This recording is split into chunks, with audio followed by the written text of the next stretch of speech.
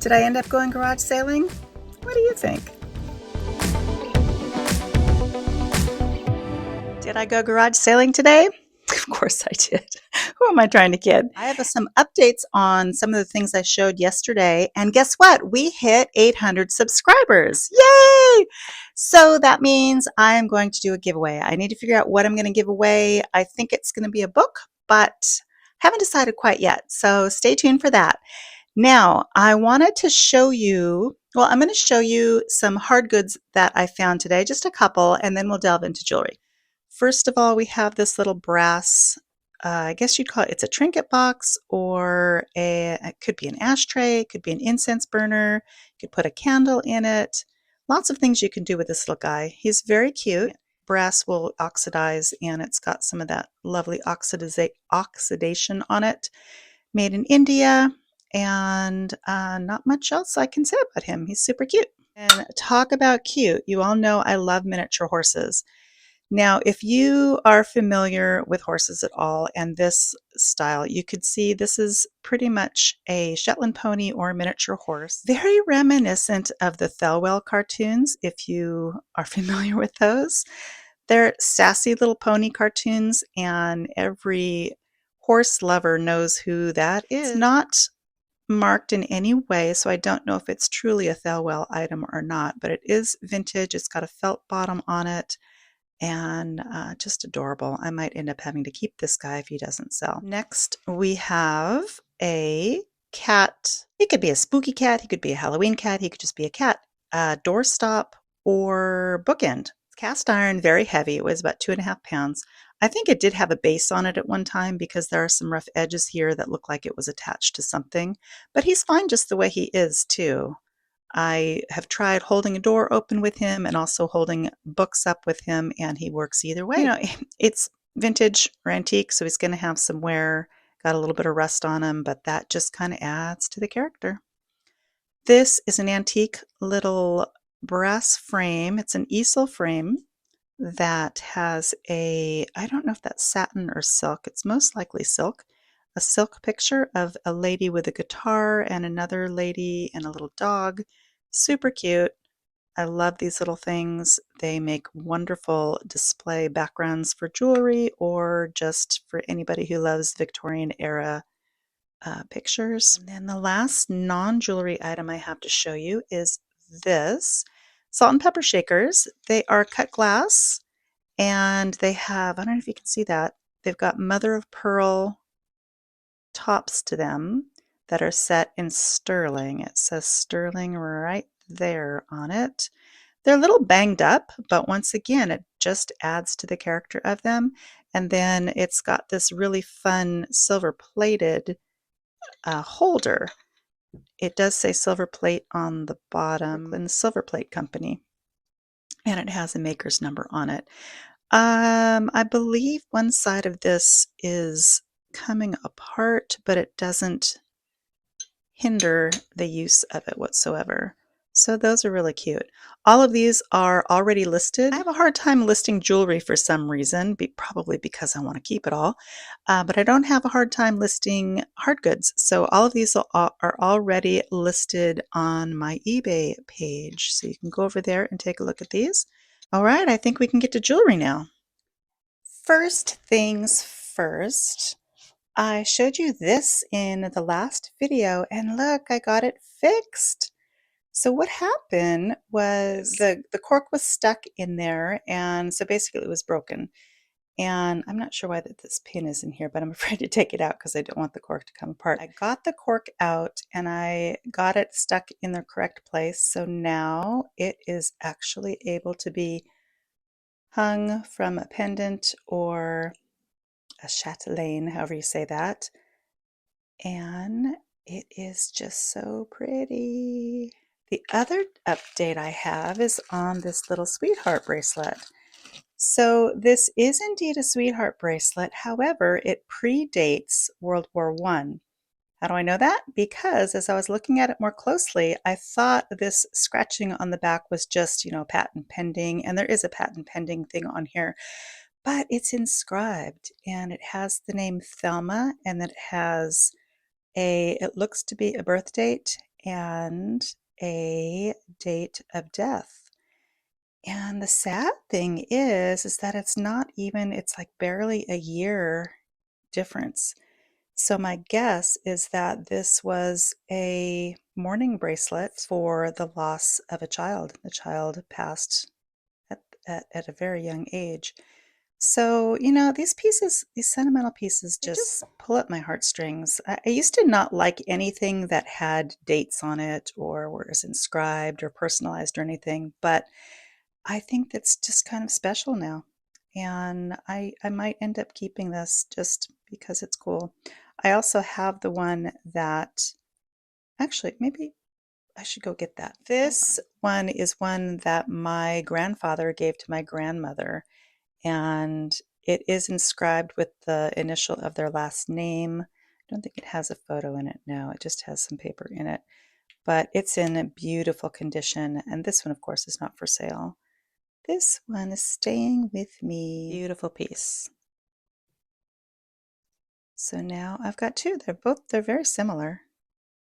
All of this except for one thing came from the same garage sale. I spent $14 at the garage sale, and the other item, the one item that is not from the garage sale, I spent a whale of a lot more for.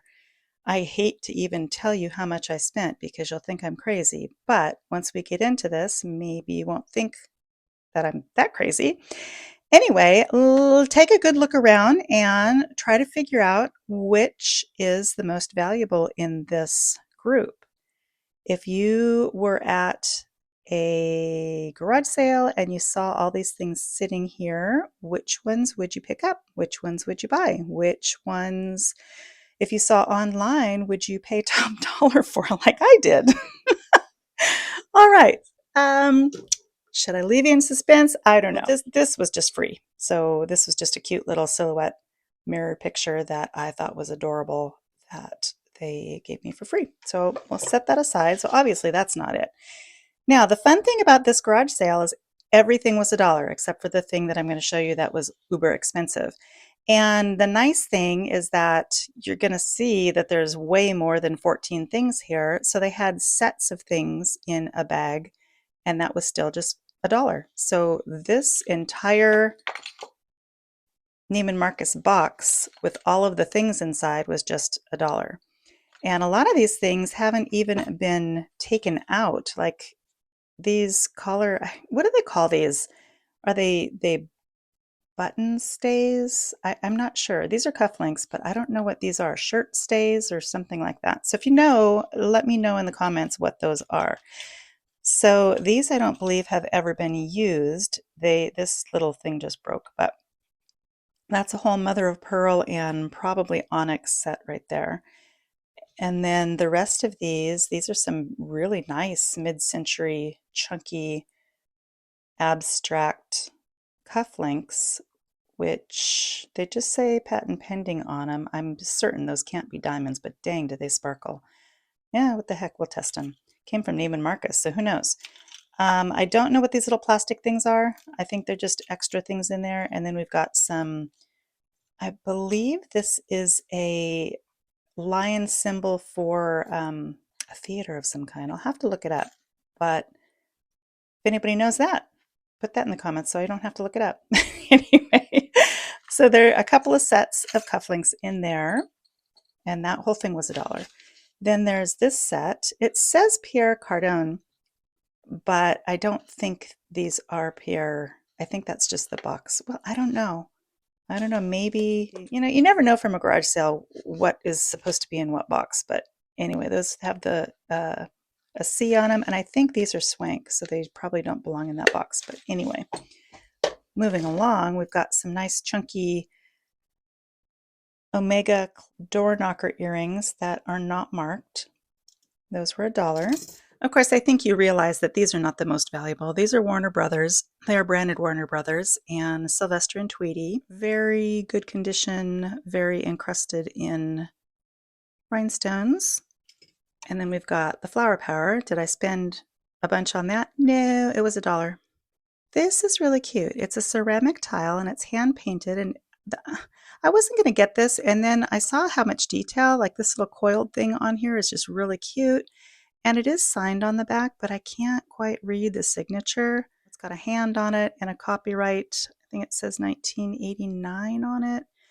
But anyway, I just thought that was really, really cute. These, of course, I didn't spend a fortune on. Really sparkly little Christmas tree pierced earrings. And then we have, oh, you're missing a rhinestone. Well, we can fix that. Looks like a green rhinestone. And I don't think this was missing when I put it down. Anyway, this is I looked it up earlier and I can't, it's not something I was too familiar with, so I will put that on the screen. But anyway, cute little Christmas tree. These I don't know much about. They are really beautiful. It's almost like a cut to clear lucite. I've never seen a cut to clear lucite. So it's kind of like a clear lucite.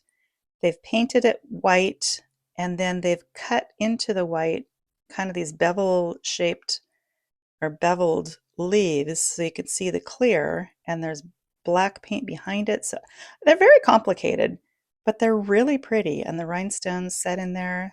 Yeah, I think those are really, really pretty. We've got a stamped brass necklace, which is really cute. I don't think it has any markings on it.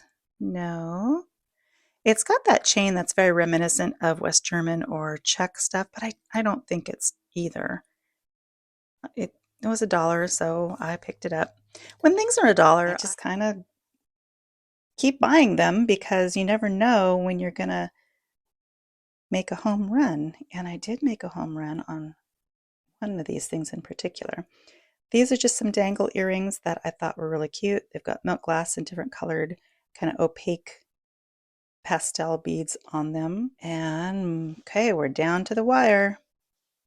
I'm sure some of you I'm sure a lot of you recognize some of these things, but in case you don't, we will just keep going. This right here is a vintage Monet set.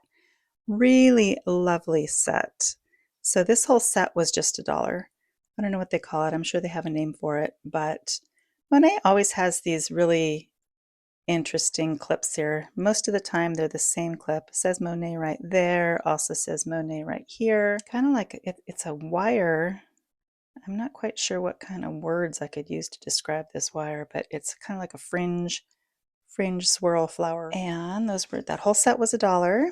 Then we've got these guys who are also signed, and they are signed James Arpad. I was not familiar with this designer, and when I saw it in the bag, I actually thought it was like a curled up necklace with some button earrings, but then when I pulled them out, they're these giant sparkly grape cluster type rhinestone earrings, and I thought they were really pretty. It's missing one little stone right there, and I think I have one that I can replace that with. It's right in the front though, so I might have to take one off the back and stick it there and then replace the one in the back with one that may not be perfect. Here we go. All right, what are they? Somebody tell me what they are. I won't be so obnoxious. Well, maybe I will be obnoxious. Anyway. Okay, so these are Trafaris, Alfred Philippe Trafaris. You could call them, I mean, they're glass, so they're not technically a Jelly Belly. Jelly Belly is always lucite, but people will often call that a Jelly Belly, but it is most definitely glass.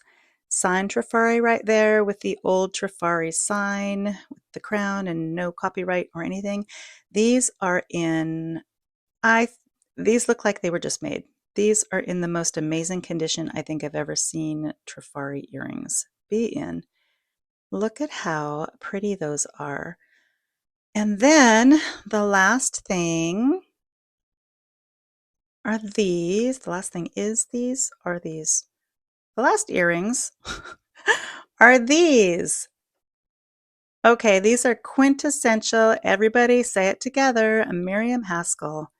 Miriam Haskell has a very distinct look, and the really, really early Haskells are not signed, but anytime you see ones with a filigree back, they typically will have a signature on them now. The old ones, she didn't put the back on it. You could see all the wire because all of her stuff is completely wired rather than glued. And these happen to be signed on the clasp here. So now the question is, which was $1? And which did I pay? I think I paid, what did I pay for those? Oh gosh, $50. I paid $50 for them. Drum roll. These were $1. These I paid $50 for. The reason I paid $50 for these is when you do a Google search on them and check the sold comps, the most recent sold comps are in the 120, 150 range. There are some very old ones that show them for like 29, but I have no idea how old those are and they were sold a long time ago. And you can find a few of them that have sold for less than that, but I don't know the condition on them. So I took the plunge. I seem to be buying a lot of Trifari lately and saw these and on a whim decided to go ahead and grab them with the thought that I could sell them for 120, 140. So not huge. Well, yeah, it's pretty good profit, even with fees taken out. And these were $1. Yep, Miriam Haskell's for $1. Now, I am really torn as to whether or not I want to start selling my Haskells and Carnegies and Shriners and stuff like that because they just go up in value. Some of the Haskells now are selling in the 3, 4, 500 and up range. And I think if I sold these now, I could probably get, I hate to even guess. I was going to say 200, but I don't know without more research. They're in absolutely beautiful condition. Now, I think they're over the top, pretty ugly. I would never wear these. But they are so spectacularly Miriam Haskell. And if you are a true collector of vintage jewelry, please don't sleep on Haskells. If you see things like this, don't just cast them off as being ugly 50s earrings. Buy them because they're amazing. Now, the newer Haskells are not as amazing. They, just like anything else, they're different levels of quality. And the older ones are just incredible. And the newer ones, not so much. Same thing with Trifari. These are older. The quality is clearly evident. The value holds, and typically anything designed by Alfred Philippe is going to hold its value. That, I believe, is it for today. Thank you for watching, everybody. Thanks for getting to 800 subscribers. Please hit the thumbs up. Here's my thumbs up. Hit the thumbs up, like, share, and subscribe, and I will see you in the next video. Have a great week.